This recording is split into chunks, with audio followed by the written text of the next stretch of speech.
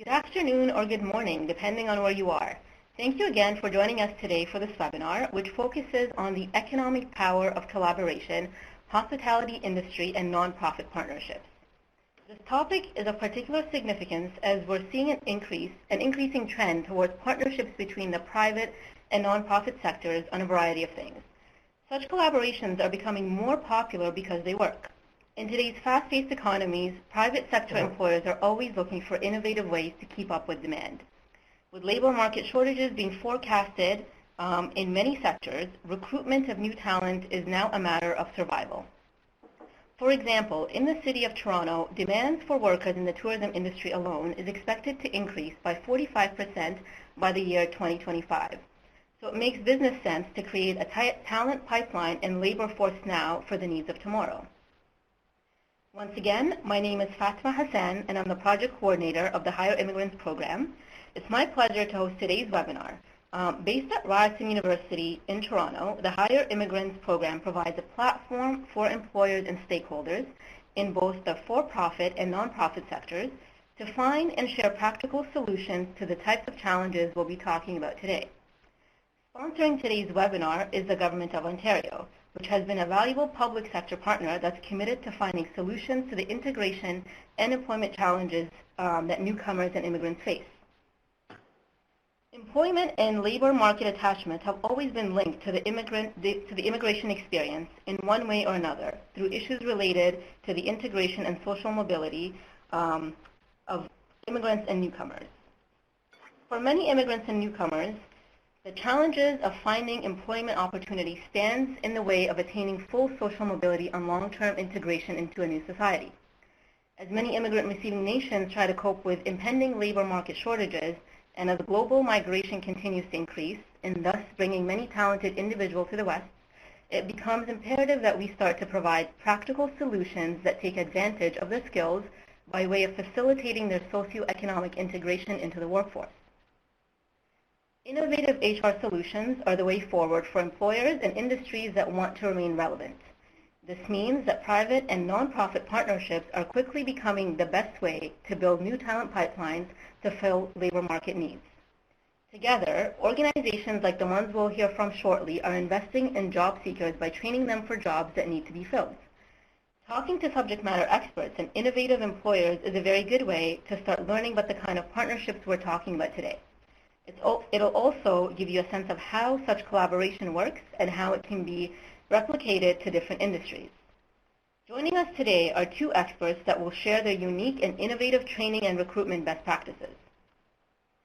Mandy Abrams is the Executive Director of the Hospitality Workers Training Center. Mandy supports organizational growth and development of the center, bringing 20 years of experience in the nonprofit sector in both Canada and internationally. Mandy is involved in community development, organizational policy, program development, capacity building, training, and fund development. Welcome, Mandy. Kevin Porter is the General Manager of the Toronto Don Valley Hotel and Suites. Starting off as a chef in his early years, Kevin was catapulted into the hospitality industry, leading to his 25-year career in managing sales, marketing, and hotel operations. Believing that great service is a process of creating a unique experience for customers, Kevin continually strives to educate himself on emerging trends and culture in the industry. Welcome, Kevin. Thank you. A quick word about who else is in the virtual room today. We're a diverse group, and a good number of us are employers, civil servants, service providers, and professionals in the migration and employment fields. We've also got a mixed audience today. Some are Canadians, and others are joining us from abroad. Welcome to our Canadian participants, some returning and some new, and welcome to our international colleagues as well. Now, we'll first hear briefly from each of our presenters, followed by a moderated conversation, and then we'll open it up to questions from participants.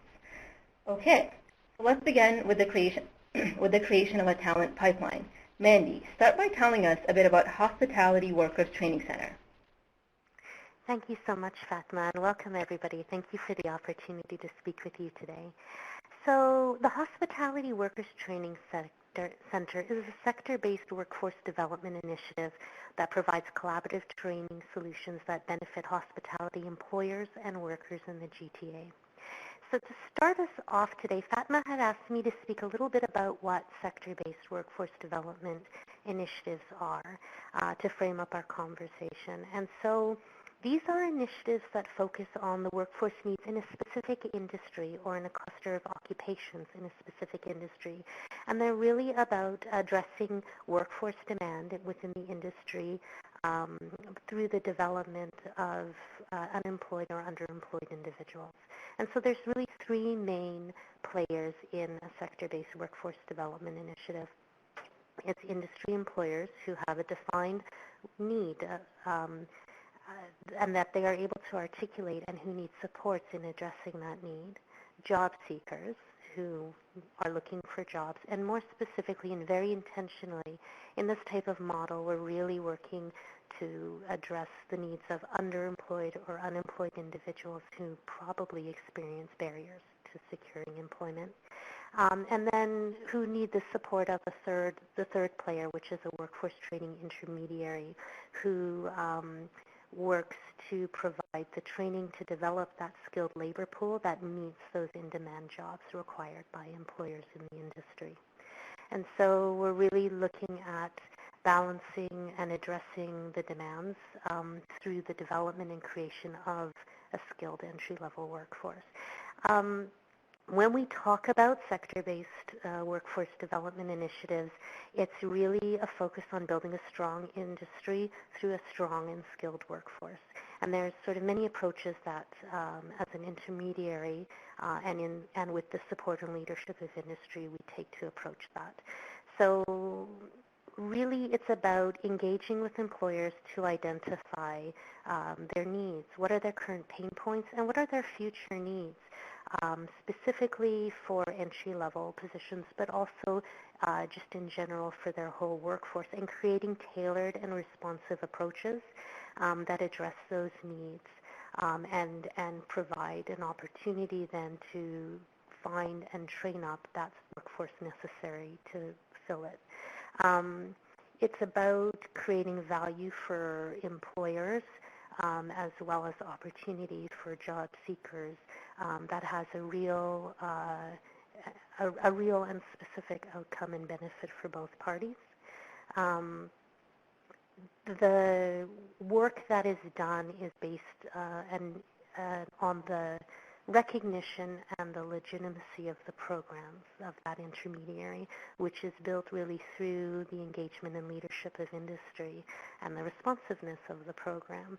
And so in order to support that, you need to create opportunities and training that's really practical and hands-on and meets an immediate need and forecasts into the future what employers are going to need for a more holistic approach to workforce development.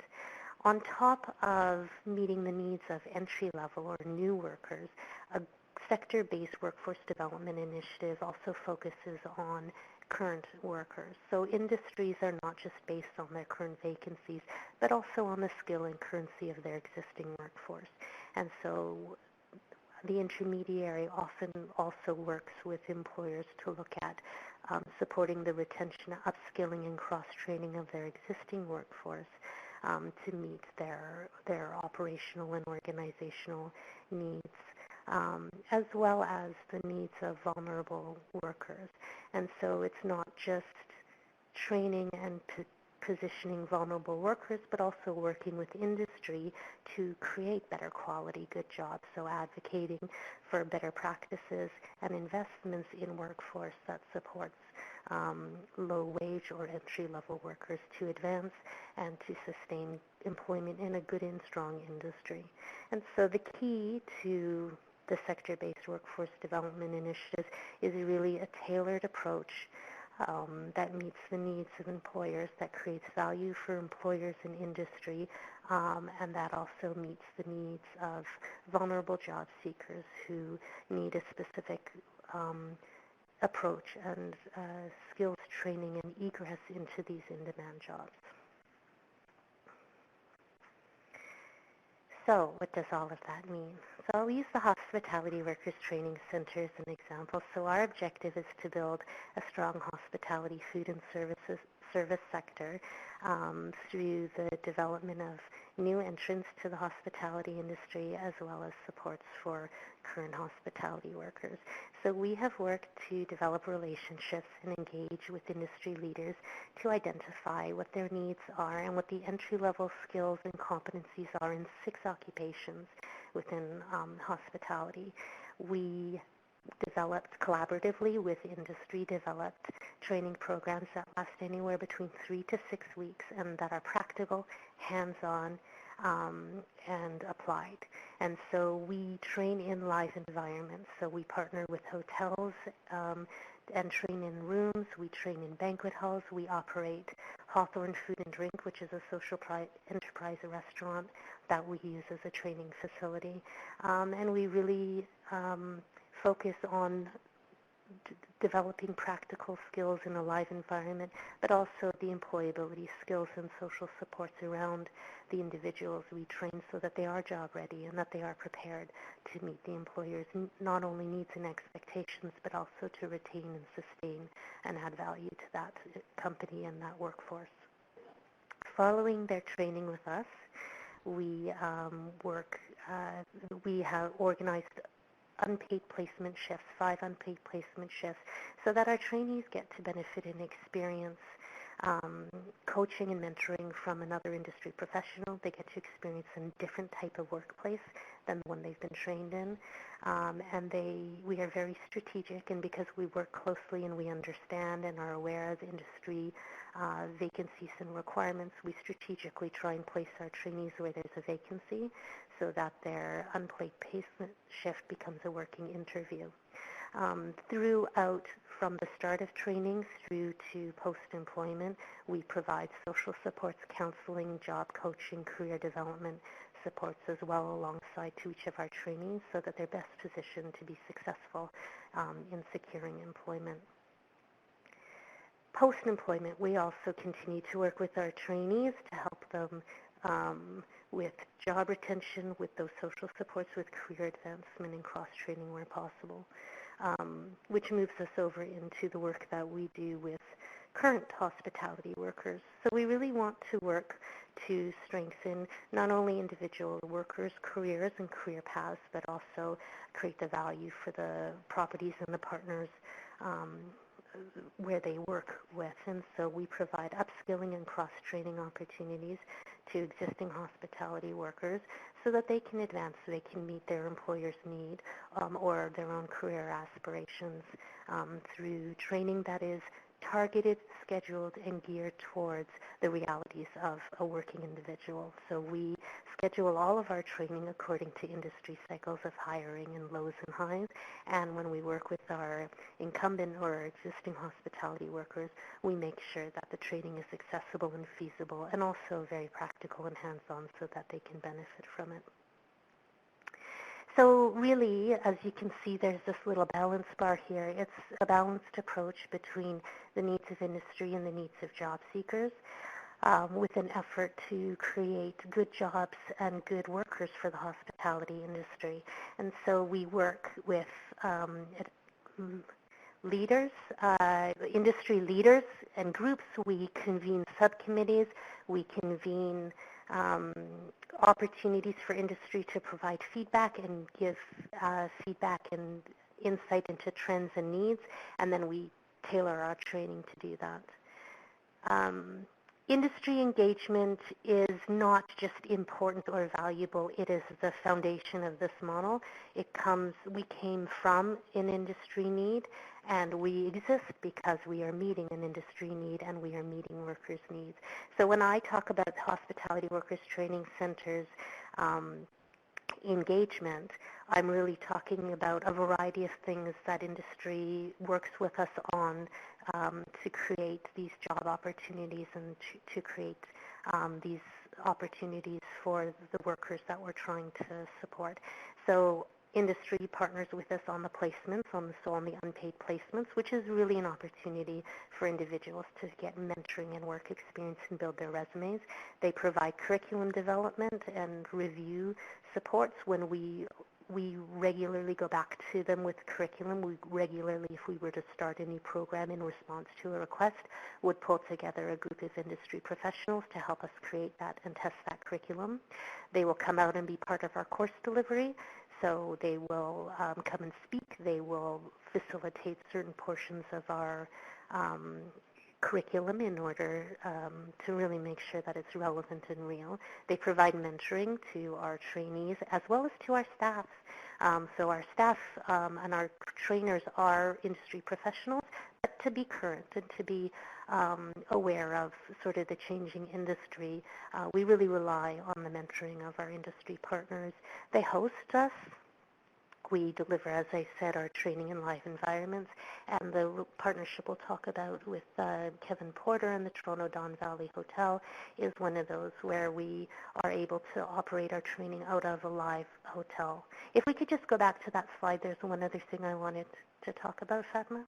So this woman on the left is one of our ambassadors. So the other thing that we do is work with our industry partners to create on-site supports and ambassadors for existing hospitality workers who would like to advance in their career or perhaps cross-train. And so HR on these at these partners we work with and some of the workers will partner to really promote and communicate opportunities for training and advancement in their careers. And so that type of partnership and support benefits the employers in that they're getting opportunities that are free to train their existing staff, but also staff have the opportunity to learn about ways that they could improve their careers.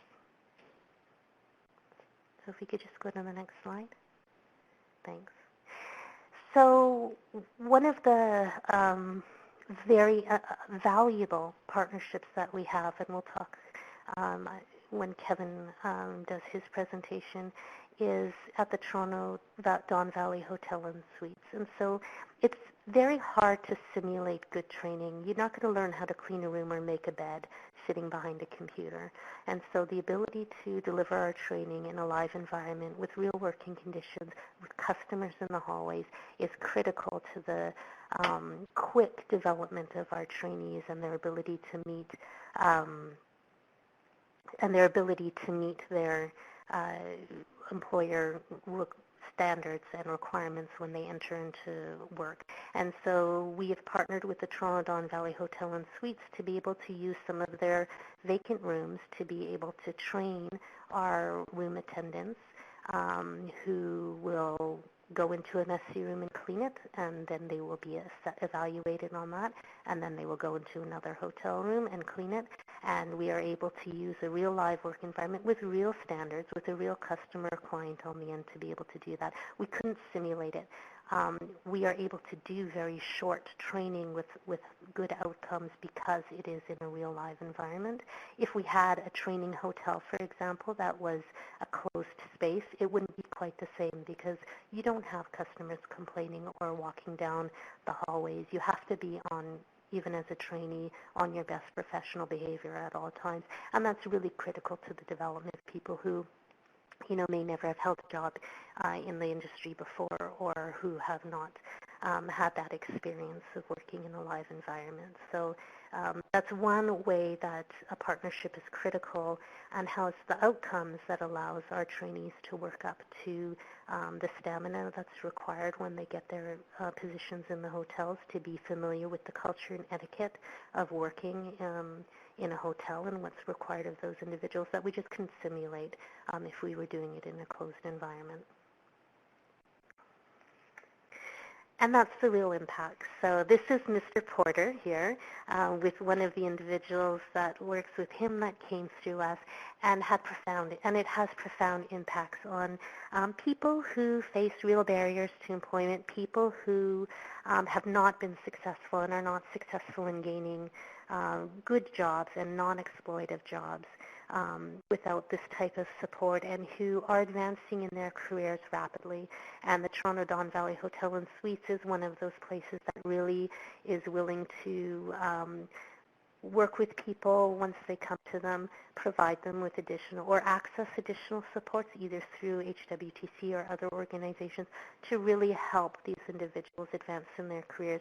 So people who've started off with very, very limited work experience have the possibility and the opportunity to advance through their basic entry-level access and training through the Hospitality Workers Training Center, through their exposure to real job placement, and then through employers who then are willing to see and take advantage of advanced cross-training or skills development or other training opportunities that really impact the lives of these individuals. And so the development of a workforce for the hospitality industry is not one single approach, and it's not necessarily done only by one group or individual, and it really takes collaboration and commitment of all of the parties to persevere and proceed.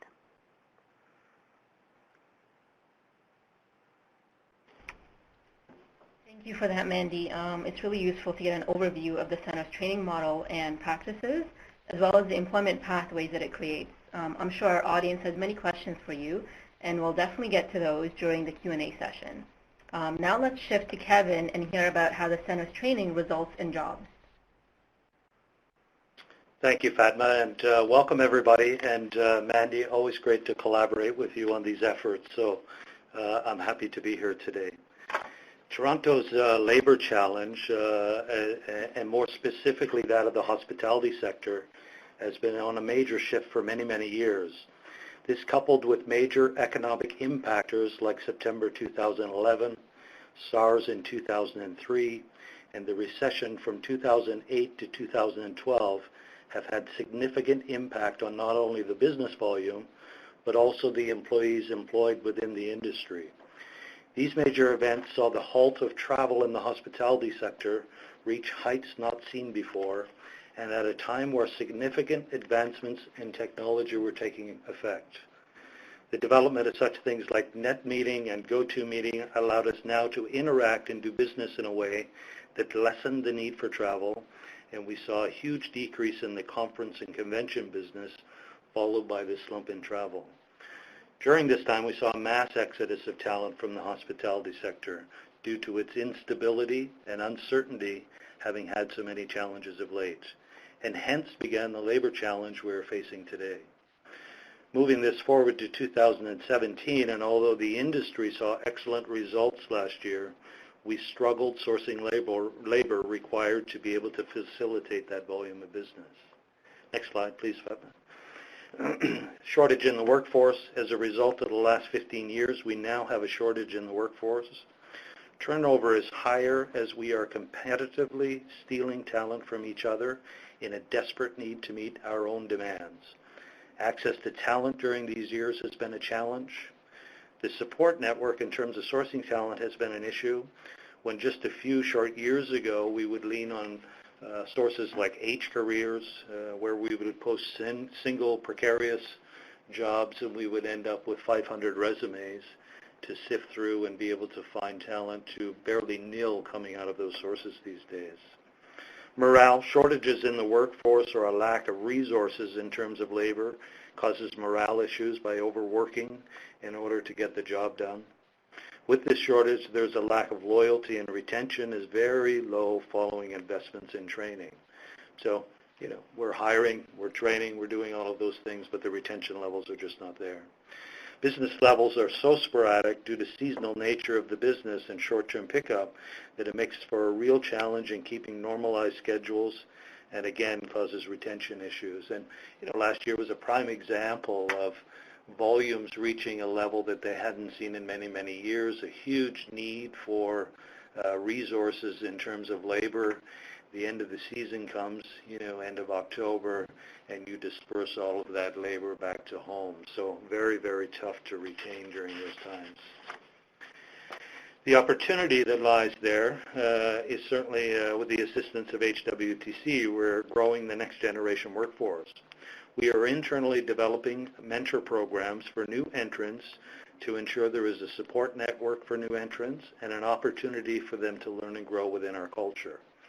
Over the last 20 years, we've gone from on-the-job training within a very short window of a few days to further investing in employees' knowledge, education, and further development to ensure we are protecting our labor investments.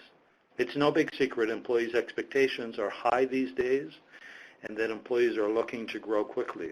Performance-driven employees who add value to a company best be recognized, and opportunities for advancement are vitally critical to retention. That does not always have to be a promotion per se, but recognition and continual growth opportunities are paramount. Next slide, please.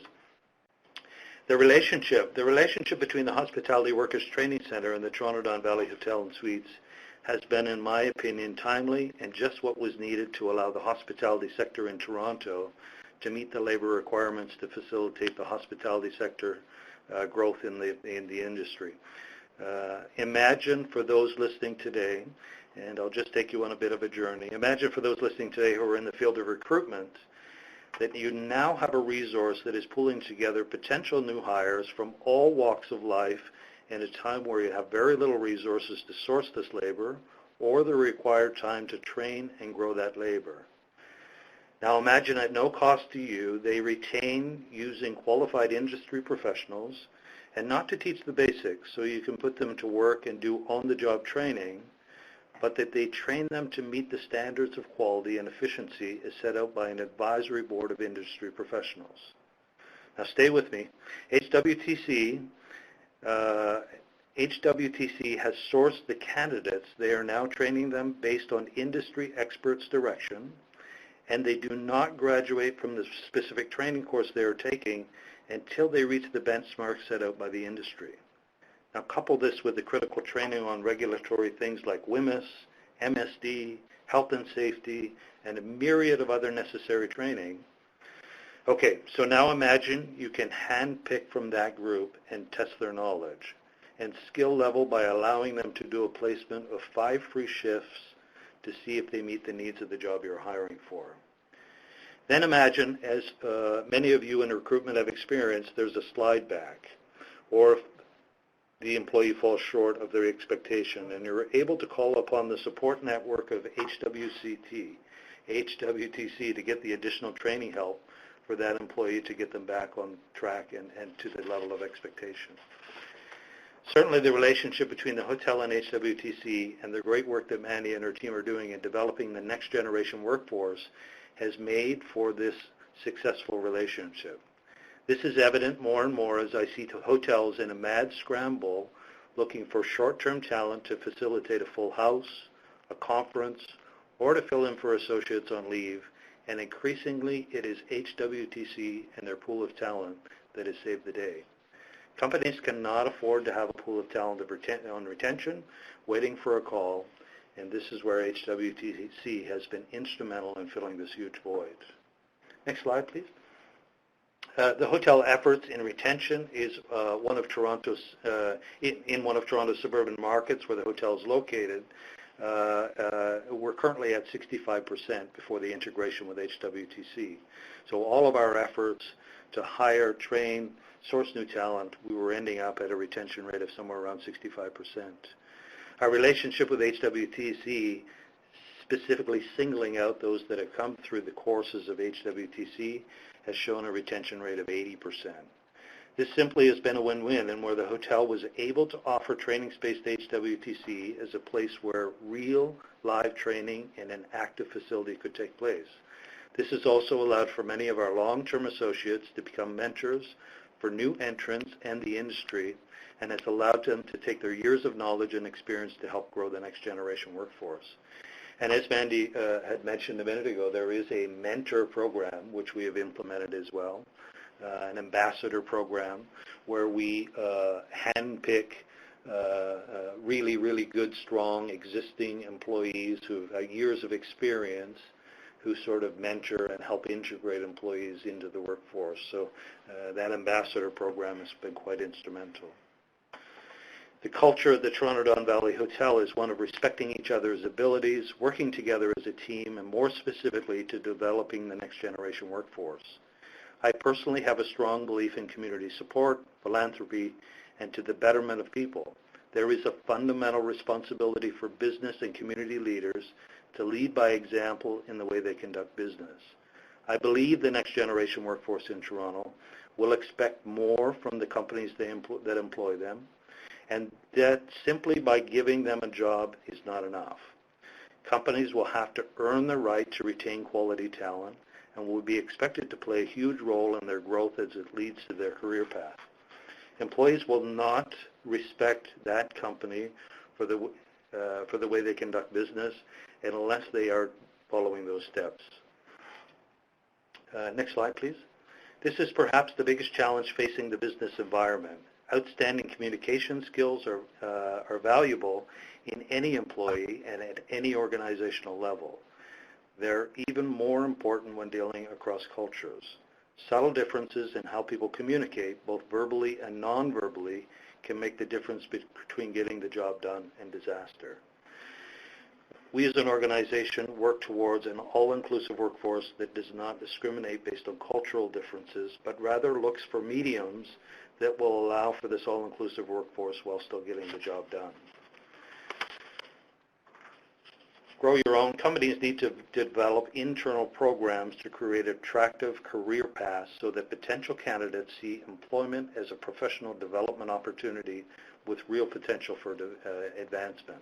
Recruiting for entry-level positions is easier when the recruiter can outline a career path and can point to managers who have worked their way up in various positions throughout the company. TDV has been doing this with the assistance of HWTs for the last 3 years. Next slide, please. HWTC has been instrumental in filling the void of a labor market shortage and will continue to be a viable part of the success of the hospitality sector moving forward. We are about to retire upwards to 4% of the hospitality workforce in the next 24 months, and this need alone will add pressure on the recruitment process. Then combine this with the expected growth in the hospitality sector over the next few years, and the needs are significant. Next slide, please. Cross-training and cross-utilization aren't new concepts, but they're good ones. TDV Hotel encourages management to look for opportunities to cross-train through various departments. Employees are expected to master the skills for their own positions, but do increase their own odds for job security when they're becoming certified in other jobs. Multi-talented employees can fill in where needed in peak times and have their own horizons broadened through cross-departmental training. The hospitality business is one much unlike many in that there are such peaks and valleys where, occupancy levels run in the range of 20% to 100%. So its requirements for labor are sporadic.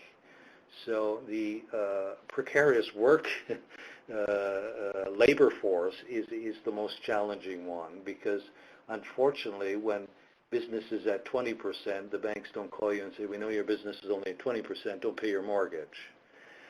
So we really look for opportunities to cross-train so that we can cross-utilize. And I think that, also HWTC has done a great job here in trying to find this pool of talent that it is able to share across mediums in terms of other hotels and other venues and so on and so forth as people have peaks and valleys.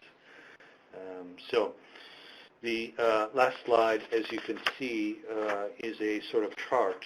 Just go to the next slide, which, although a little bit outdated, it does show the vast size of the hospitality sector, tourism sector as a whole, but more specifically the food service and the drinking establishment side. I mean, it makes up for 49% of that workforce. And as you know, that is the rotating workforce, I'll call it. Those are the people that are either entering in school years and doing that to get them through their education process. They are people doing that part-time because they're trying to buy a new car or they're trying to buy a house. So it is very rotational. And the needs going forward are going to continue to grow. And, just for those who are on the call today, if you can just sort of think back to, 15 years ago, the amount of meals that you had at your own dining room table think ahead to today. So the volume of eating establishments is continuing to grow to meet that need of people not eating at home and eating out more. So, we're going to be in a big crunch going forward to make sure that we're meeting the demands. Thank you. Thank you, Kevin, for sharing the hotel's training and hiring approach. The partnership between the two organizations we just heard from is an innovative model that I'm sure many will be looking to replicate. So now it's time for our conversation as well as the Q&A session where our audience participation will be needed. So please move from the chat box and submit your questions into the Q&A box while I get us started with the first two questions. So first question, Kevin. Kevin, in terms of integrating new hires from HWTC, what are some of the major challenges that you face and how do you deal with them? Well, some of the challenges in general and not specific to HWTC or the background of that individual because, we really do strive on being a company that's all-inclusive. But I can tell you just the normal integration, whether it be an employee from here, an employee from Sri Lanka, or an employee from, some other part of the world, it's just sort of the fit, making sure that they're able to integrate, communicate with the team. And I think that's a really, really important piece to making an employee feel, back to my comments, companies better be working very hard on trying to make employees feel special, making employees feel that there's opportunity for them, make employees feel that the company is worth them working for the company as opposed to the other way around. So, that ambassadorship that we spoke about is critical at that time to make sure that employees have that sort of point of contact, opening those HR doors and making sure that there's constant daily follow-up on new employees to make sure that the integration is really smooth and that, they're getting all of the support and things that they need. So just in general, I think we do that for every employee. Okay, thank you for that, Kevin. It's really good to know about the ambassador program and that you really invest in your employees and in meeting their needs, whether it's just employment needs or integration needs. So it's something that I'm sure many companies can learn from as well. So our next question is to Mandy. Mandy, what are some of the unique training challenges that newcomer trainees face, and how do you manage them? So the hospitality industry, I think, is one where we do see a lot of newcomers that land there for whatever reason. So for us, we really work very hard to understand and ensure that all of our trainees have a contextual understanding in terms of the language they need for success at work. So we don't pretend to be a language program. We don't provide specialized language training services, but integrated into what we do is definitely an emphasis on the contextual language you need to be successful in an occupation. We also do work very closely with other community partners where we identify somebody or somebody self-identifies as needing greater supports around language and or culture to refer to those other supports. So somebody who came in and was quite capable of doing the job but didn't have the language requirement to do it, we would work with them to access language and literacy supports and then continue on in trying to place them and support them into employment. So these are entry-level positions. They're not, there's no real educational attainment requirement for the occupations that we train in, but that said, we need to make sure that they can be effective and communicate effectively within their workplace. Okay, thank you for that, Mandy. It's really good to know. So the focus is more on occupational specific language, and that's what you're focusing on for a lot of your trainees. Absolutely, absolutely. And we have seen, people who are successful as long as they can communicate about what's important to at work and are willing to commit to building their own fluency sort of through other community services. But we don't We don't provide language and literacy services at that level because we're a vocational training program. So before we move on to the audience Q&A, I have one last question to both Kevin and Mandy. So this partnership model is unique in that the center functions like a direct pipeline for the industry. So Mandy, how do you manage different training needs based on the various hotel partners you work with? And the second part of the question is to Kevin, and which is what is the incentive to continue recruiting from HWTC rather than from traditional recruitment routes? So that's a very interesting question. We've worked really hard with a variety of different employers to understand basic entry-level competencies. So we don't pretend to, nor do our partners want us to train to brand standards. That's a very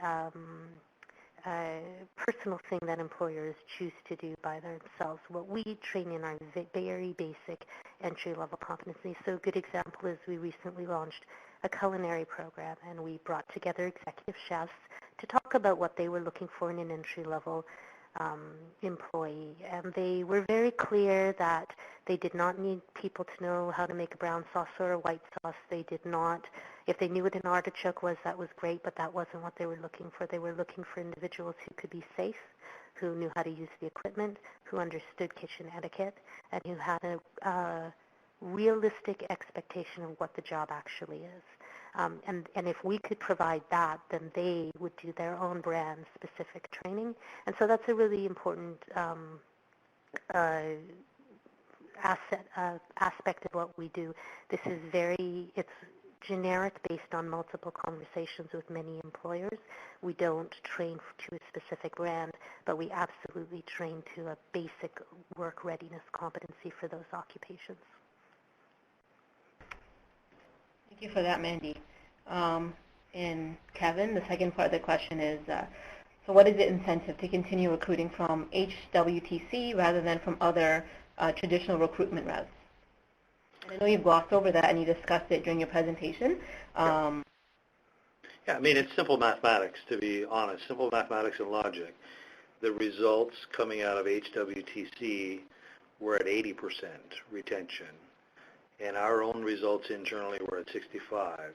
You know, there was a huge lack of resources for sourcing talent. There was a huge lack of resources for training talent, and they jumped in and filled that need. And, you know, I have multiple stories of success, but I will share this one with the group that, you know, in 2014, we took somebody out of the Hospitality Workers Training Center housekeeping course, who is now the executive housekeeper for the hotel, managing 50 employees in just she took that position in June of 2016, so just under 18 months, and is managing a labor pool of about $500,000, including purchasing, quality controls, and so on and so forth. You know, it's rare that you have those opportunities, but, you know, when you do, those are very, very big wins and ones that you can't discredit. So, you know, the Hospitality Workers Training Center did a very good job in sourcing, putting through training, and ongoing mentoring, which still, if was needed, would only be a phone call away today, 2 years later. So. Okay, thank you for that, Kevin. So now we have our first question from our audience. And it's from Manitoba Start. And they're saying, greetings from Manitoba. Would lower language newcomers be a fit for occupation in the hospitality sector? So I think the question is more about individuals with lower language skills.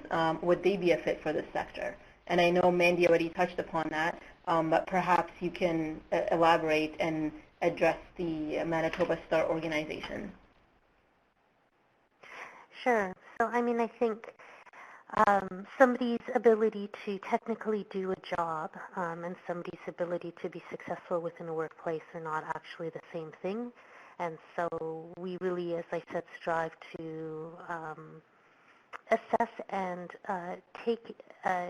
enroll individuals who are going to be successful to go into work. I mean, we're only with them for 3.5 weeks, so it's not a long, it's really a work employment focused type program. So if somebody came to us who had the motivation, the willingness, and the physicality to do a job, but didn't have the language skills, we would refer them onto a partner and continue to work with them until they did have the skills to be successful in employment. So they're not necessarily the same things, and people, I think, come to us at very different stages, and our goal is to match up an individual who's going to be successful at work and who needs the technical training skills to do that. So there are all kinds of other employability issues just besides language. That said, a lot of these jobs in hospitality are customer facing, so that would be an individual for lower language. Those that are not customer facing, there still is a basic communication you need to have with an employer to be successful. And so those are the kinds of things we balance, and when people come to us, we work with them in order to get them to that point. So sometimes it's a fit for the occupation, and sometimes it's a process of, let's work on this before we get into the vocational training portion of your journey. Thank you for that, Mandy. Our next question is from Claire, and Claire is asking, is this just based in Toronto or anywhere else in Ontario? So the Hospitality Workers Training Centre is focused on the greater Toronto area. This model is actually quite well established in other jurisdictions, not so much in Canada, but in the States and Australia. We are working actively with the provincial government to really explore this model as a very effective means of getting low-skilled, unemployed individuals into employment and to retain that employment. Fantastic. Thank you for elaborating on that, Mandy. Our next question is from Jenna, and it's for Kevin. So retention in this industry is an issue. How do you incentivize new hires and newcomer hires to see this as a career path and not just as a job? Well, I think in times like this where there's a labor market shortage, I mean, there's good and bad in it. I mean, the bad is that, we're always looking for employees. The good in it is there are great opportunities. And, we are, as an industry, starving for talent now. And, our talent expectations have changed over the years. So the opportunities are huge. So that's what we try to sort of lay out for employees, and especially when we're trying to teach them things like cross-training and trying to get them involved in higher education and so on and so forth. And quite honestly, we encourage it, I think, more so today than we ever did before. I think it's very short-sighted for those companies who sort of look to, hold their employees in one position to be able to keep that position full for a number of years, where we're more into trying to find ways to grow employees, understanding that with that growth we may end up losing them to a competitor or another hotel in another country. So there's great opportunities for people who are willing to, help themselves as well as take advantage of the tools that are available for higher education to be able to grow their career quite quickly, just exactly like the executive housekeeper that I explained to you. Okay, thank you for that, Kevin. Our next question is from Jenna, and this one is for Mandy. And she's asking, Mandy, what makes you different from other employment agencies that specialize in training job seekers? I think that it really has to do with lenses. I think that there are lots of employment agencies that do great work. Our lens really is we are here to serve the hospitality industry at large, and so the level of engagement and involvement that industry has and ongoing and continued support that industry has in the building and evolution and development of our program is quite significant.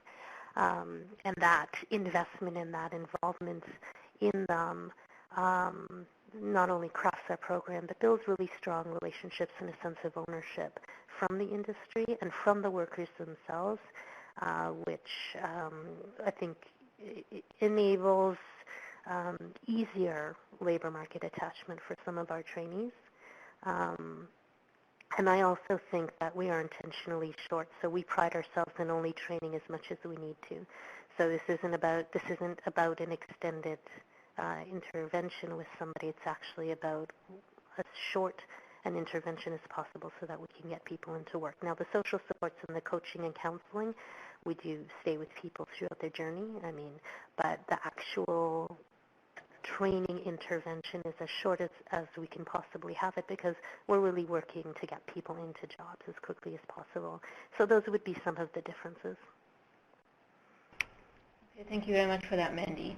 It seems like we have a few more questions relating to the exact types of jobs that individuals with lower language skills would be able to get into. So I guess the question could be to Kevin and Mandy, which is, what are some of those positions available at an entry level for individuals with lower language skills?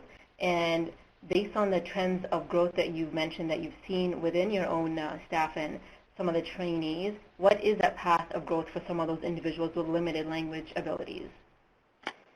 Well, the non-high visibility. I mean, I certainly think if you're working at the front desk within a hotel, you've got to be able to communicate, in this city being an international city with different cultures and languages and so on and so forth. But, there's lots of of house positions in terms of laundry, even housekeeping to some degree, because people don't expect that you're carrying on a long conversation with hotel guests. And, some of the most beautiful interactions in life that I personally can think about are with people that I've never had a language opportunity with, It's sort of been an interaction through visual and smiles and eye movements and so on and so forth. There's opportunities in the kitchen area, which again, you've certainly got to be able to communicate with those that you work with, but, there's opportunities there. The dish area, which we call the stewarding area. So unless you're, forefront actually having to communicate really, really clearly with a guest, and keep in mind, in international cities, the guest is not necessarily communicating with you in a language that is understandable as well. And I'll share this story with you. Most recently I was in the Apple store in Fairview Mall, and it was a wonderful experience with a sales associate that couldn't speak. And she came with her iPad, and she set her iPad down, and she wrote with her finger, "My name is Cindy, how can I help you?" And our interactions and communications were through that device. And, we recently retained a housekeeper in the hotel who was deaf, and we used that same medium for her to be able to communicate with her peers as well as guests, and we didn't have any issues at all. So, I think, for lack of a better term, I think society is a lot more tolerable and understanding and accepting to some of the disabilities that may, challenge people these days. So I don't look at it personally as a big impedance. Okay, thank you so much for that example, Kevin. It's really good to know that there's a different approach and that you have a very kind of diverse way and different lens of looking at the different capabilities of individuals and being able to kind of accommodate the different challenges that they may face. So our next question is from Eileen, and this question is for Mandy. Eileen is asking, what are some of the core modules included in your curriculum? Sure. So we work with industry to identify sort of the core basic entry-level competencies. So you need to be able to clean a room in this amount of time. So those would be the technical standards that we train to. But as well as that, any certifications that an individual needs to get employment in that occupation, such as WMIS or food handlers or Smart Serve, we provide for our trainees.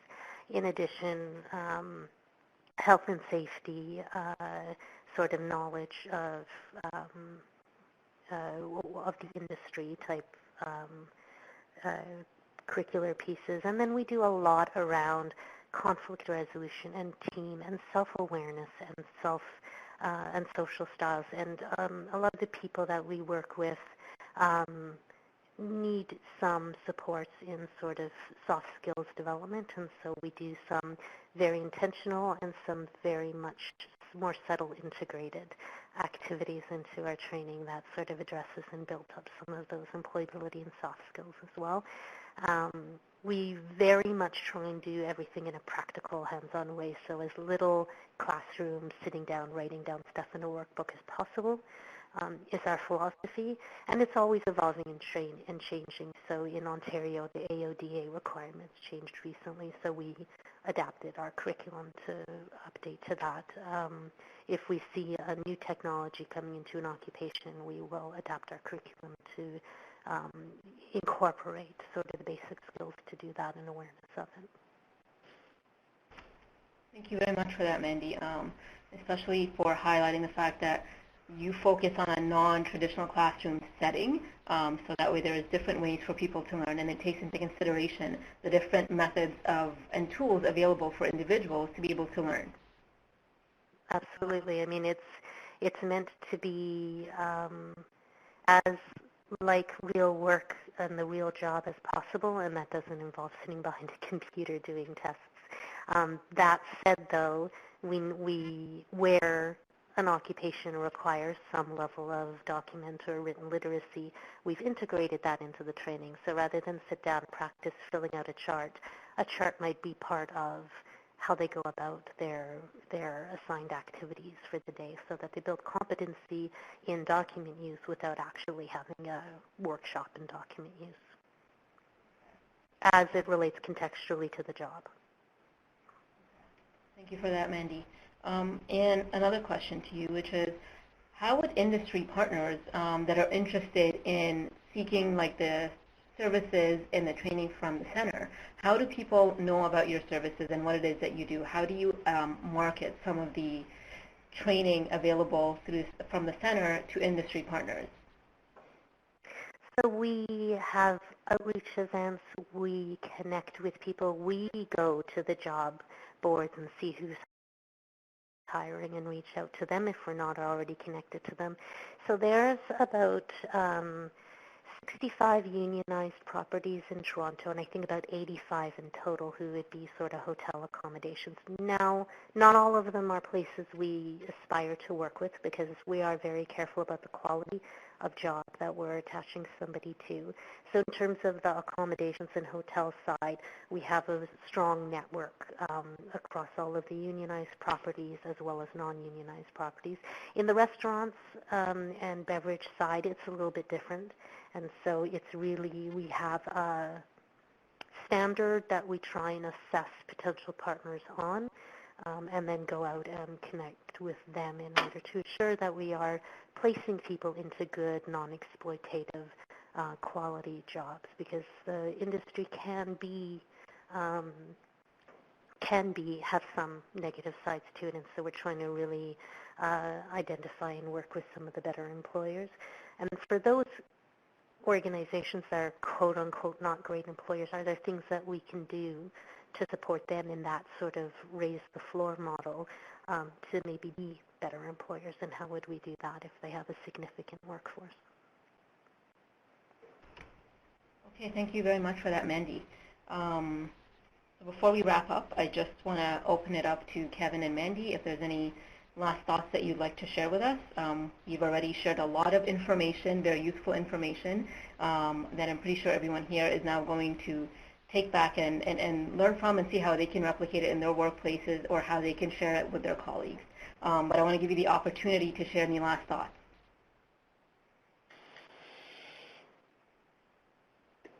I'm okay on my end. Okay, all right. And we are definitely nearing the end of our session. We're officially out of time. So on behalf of all of our participants, the Hire Immigrants team, and the Ontario government, our sponsor, I'd like to thank Mandy and Kevin for an informative session and exchange of ideas, as well as for the practical tips and solutions that you presented us. Thank you all so much. Once the webinar recording and downloadable resources are available, everybody here will be notified by email, and all those who registered as well will be notified by email. These resources will be made available at www.hireimmigrants.org, so please bookmark the page and share it with your colleagues and your networks. To our audience in Canada and beyond, please stay connected. Finally, before I let everybody go, our team values your feedback, and we'd like to hear your thoughts on today's session. So please complete our online evaluation by clicking the link on your screen or in your email. It's just very few questions that should take less than 5 minutes. And that's it for our webinar today. Goodbye, everybody. Enjoy the rest of your Thursday, and we'll see you next time. Thank you so much, Padma. Thank you. Thank you for being here with us.